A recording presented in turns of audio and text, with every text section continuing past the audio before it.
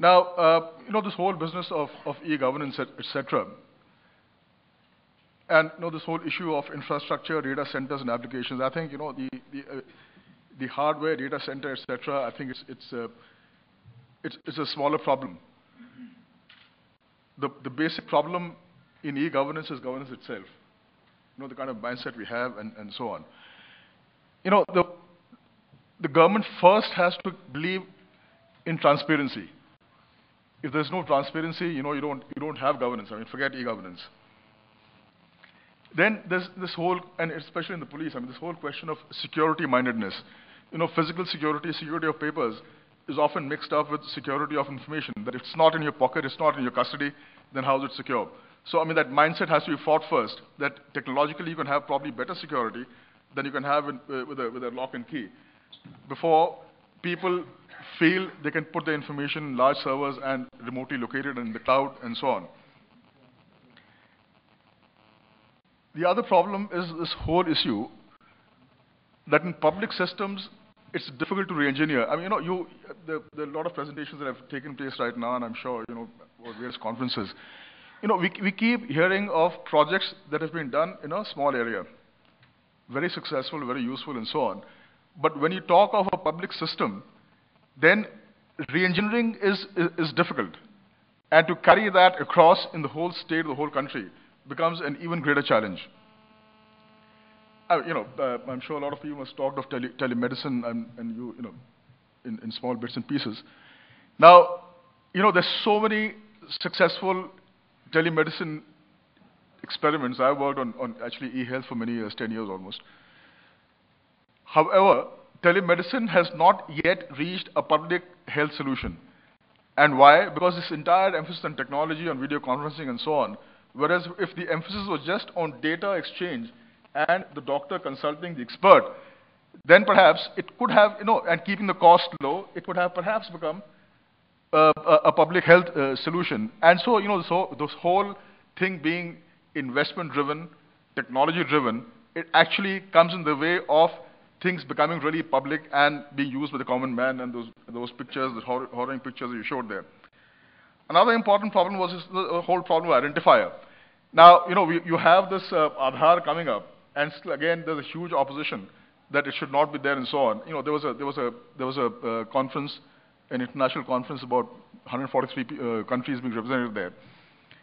Now, there in the last session, the consensus of the conference was that if God asked me that, what do you want for proper e-health, then I would say, I want identifier. Without identifier, you can have these flashy projects and so on, but real, genuine, because, unless you have an identifier, you can't have a proper e-health record. And without e-health record, you can't really track morbidity, mortality, and so on. So, that it becomes a huge constraint. And we all know that the country has to go a long distance before this basic requirement itself is fulfilled. The other thing, is service orientation. Government is supposed to serve the people, but is the mindset really that? Do we really want to serve the people? How many people here work in the government? Can you raise your hand? Okay, not too many. But you don't work in the government, but you have experience with the government. How many, we have even to learn in the government that letterheads should contain an address and it should contain a telephone number. The mindset is that jisko lag zarurat padegi to humse wo pata karega kya hai. If letterheads don't contain telephone numbers, you can imagine the extent of user unfriendliness that is in the basic psyche of a government servant. We are not just there to serve. And the most important thing, and which actually, which is the reason I wanted to be here and say a few words, it really goes back that this whole issue of the language constraint, and one reason why Gujarat has done well is that local language has been used extensively in ICT. Are we Indians really free? To be free, you have to have three rights: the right to good health, the right to justice, and the right to equality of opportunity. And unless this can be given in your own language, you cannot enjoy that. I was in China once, and a colleague of mine, he felt unwell. The doctor wrote a prescription in Chinese, and the medicine had Chinese labels. Now, with this kind of a dispensation, what kind of health service could you have had? So in India, where 7% of the people understand English, and even those English-speaking people can't decipher prescriptions, and the medicine labels themselves are so misleading sometimes, they're still sounding names, and you could be treating a really different disease. Can you imagine what is the challenge that's faced by somebody who does not understand the language? We don't have a right to good health. Justice, all laws are in English, which again is known by a minuscule minority. You know, in the olden times, to know God, you needed a Brahmin to tell you what God is. In today's time, you need the lawyer to tell you what the law is. So is it any wonder that we don't get justice and we can't get justice because, you're not essentially free either. And economic opportunity, purane zamane mein tha ki bahi khate mein, you wrote your accounts and all that, so it was really, language free. But now, with technology coming in, it's become even more difficult, and whatever local language use was there, was being brought about, technology coming in has actually done away with that. However, I'm not opposed to technology, but what we have to understand is that technology can be used in two ways. You can leverage technology in a very easy way to give a local language solution. I mean, what do you have to do? Basically, the front end has to be, and you can toggle across languages. And a major failure, and I mean, I can say this probably, somebody from the private sector would have a problem saying that. But Rajiv and I can say this kind of thing, that I think the government has really failed in its policy in promoting Indian languages. Thai is such a minuscule country. But you had all the Thai software, even the late 90s. You could buy a Palm, your personal digital assistant, with a Thai OS. India did not use its might, its large market, to push local languages. I mean, all our languages are such. I mean, why, take any language. It's much larger than several other languages in the world, where in terms of population size. And yet, we have not moved, because in our mindset it's not there. About 6-7 years ago, one secretary in the Ministry of Health was wanting to, in NACO was wanting to implement a website. So the person asked me, Ranjan, how much it's going to cost me to do this kind of thing? I said, depends, whether you want it in English or it's multilingual. No, English is enough, this is fine.